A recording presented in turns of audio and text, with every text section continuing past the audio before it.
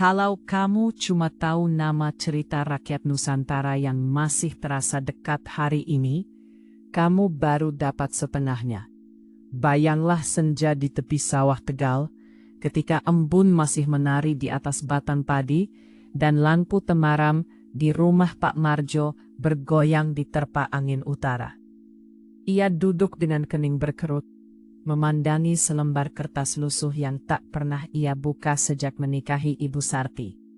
Kertas tua itu adalah surat terusan dari ayahnya dulu, yang mengatakan, pokoknya kalau cucuku lahir di bulan ketiga musim penghujan, jangan sebut dia sesuai nama yang tertera.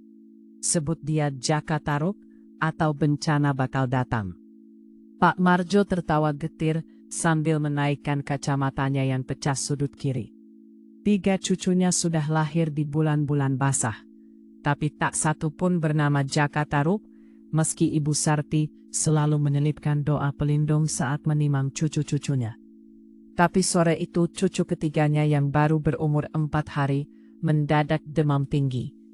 Termometer digital yang ditaruh sembarangan di meja makan, menunjukkan angka yang terus merayap naik. Ibu Sarti, yang selama hidupnya menenun anyaman bambu, sambil menyanyikan kidung-kidung kuno, tiba-tiba berhenti bernyanyi.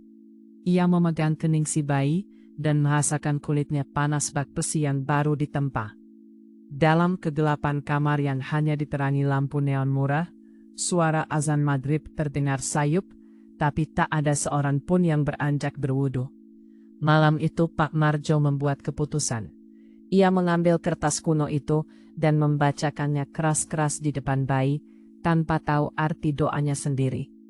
Malam berikutnya, demam turun. Bukan perlahan tapi seperti tertiup angin. Dalam hitungan jam, bayi itu tertidur lepap, napasnya teratur, dan ketika matahari pagi menyentuh pipinya, ia terbangun dengan senyum tanpa alasan. Pak Marjo menatap kertas lusuh itu dengan pandangan yang berubah, seperti melihat sesuatu yang selama ini ia abaikan. Ia tak lagi tertawa tentang tahayul. Ia mulai mencari tahu apa yang sebenarnya tertulis di kertas itu, dan lebih dari itu, apa yang membuat dirinya selama ini merasa takut untuk menanyakan asal-usul namanya sendiri. Kisah Jaka Tarub tak pernah sekedar tentang seorang lelaki yang mencuri pakaian bidadari. Di balik cerita yang sering diceritakan sepotong-sepotong itu, ada lapisan yang lebih dalam, persis seperti lapisan tanah sawah yang tak pernah habis digali. Bayangkan sebuah desa di lereng Gunung Lawu, di mana setiap musim panen tiba, selalu ada satu keluarga yang keranjang padinya nggak pernah kosong.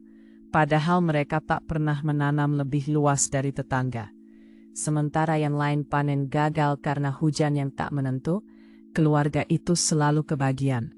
Tahun demi tahun, desas-desus menyebar. Mereka punya hubungan khusus dengan penghuni gunung. Tapi tak ada yang berani bertanya terang-terangan. Karena setiap kali seorang warga mencoba mencari tahu, mereka bakal menemukan ladang mereka tiba-tiba kering kerontang sehari setelahnya. Hingga suatu hari, cucu Pak Marjo, yang sekarang sudah besar, bersikeras mencari tahu. Ia tak puas dengan jawaban takdir atau keberuntungan. Ia naik ke puncak Lawu sendirian, membawa bekal seadanya, tanpa memberitahu siapapun. Di tengah kabut dingin yang menggigit tulang, ia melihat sosok wanita tua dengan kain kebaya berenda, sedang memetik bunga edelweiss. Tanpa diminta, wanita itu berkata, "Kau datang karena ingin tahu rahasia kakekmu dulu kan?" Dan ketika si cucu mengangguk, wanita itu tersenyum, sorot matanya seperti menerawang jauh ke masa lalu. Jaka Tarub bukan pencuri. Ia hanya mengambil apa yang sudah diberikan. Tapi ia lupa bahwa setiap pemberian selalu ada syaratnya. Si cucu pulang dengan hati berat, membawa secangkir teh hangat yang diberikan wanita tua itu, dan menyaksikan pagi harinya, ladang keluarganya yang selama ini berlimpah, tiba-tiba berubah kering. Ia tak mengerti arti syarat itu, tapi ia tahu satu hal, keseimbangan. Tanah tak pernah memberi tanpa menerima. Sama seperti dalam hidup, keberuntungan yang tak diimbangi dengan asa syukur atau upaya, justru bakal berubah menjadi beban. Kini, di banyak desa di Jawa, cerita Jaka Tarub tak lagi hanya dijadikan tontonan lewat wayang kulit atau dongeng sebelum tidur. Ia menjadi semacam pengingat yang hidup. Inilah tokoh yang tak pernah benar-benar jahat, tapi juga tak pernah sepenuhnya baik. Ia adalah manusia yang terjebak dalam pilihan sulit antara keinginan pribadi dan kewajiban terhadap alam dan sesama. Bayangkan seorang murid SMA di Yogyakarta yang setiap hari meminjam contekan dari temannya tanpa berpikir dua kali. Suatu malam, saat ia sedang belajar di perpustakaan sekolah yang sepi, ia menemukan buku tua berdebu dengan sampul yang sobek. Di dalamnya tertulis, Jaka Tarub mengambil pakaian bidadari, tapi ia tak sadar, pakaian itu adalah ketergantungan yang ia lempar begitu saja. Murid itu menutup buku itu dengan jantung berdebar. Ia tak lagi bisa melihat contekan sebagai hal yang biasa. Ia mulai menyadari bahwa setiap tindakan, sekecil apapun, memiliki konsekuensi yang tak kasat mata. Dan konsekuensi itu entah bagaimana selalu datang.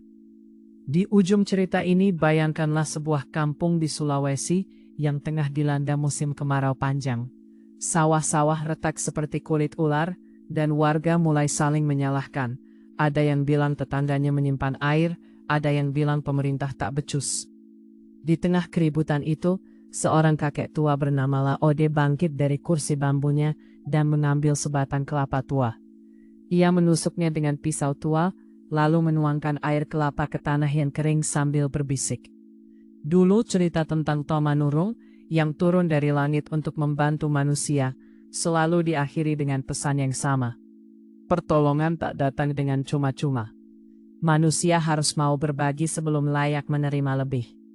Kemarau itu pecah 3 hari kemudian, dalam bentuk hujan lebat yang tak pernah mereka harapkan.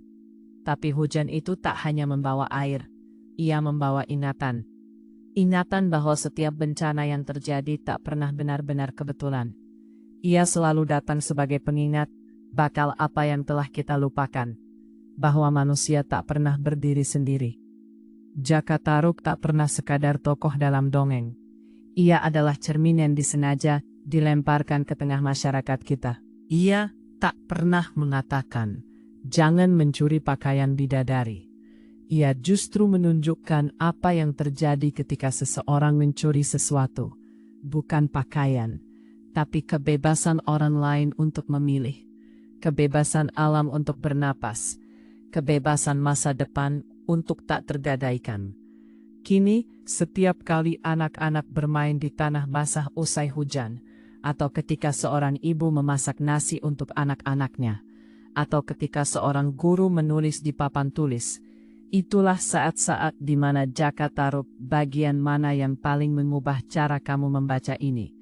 Tulis di komentar. Yang paling menarik bakal kita bahas.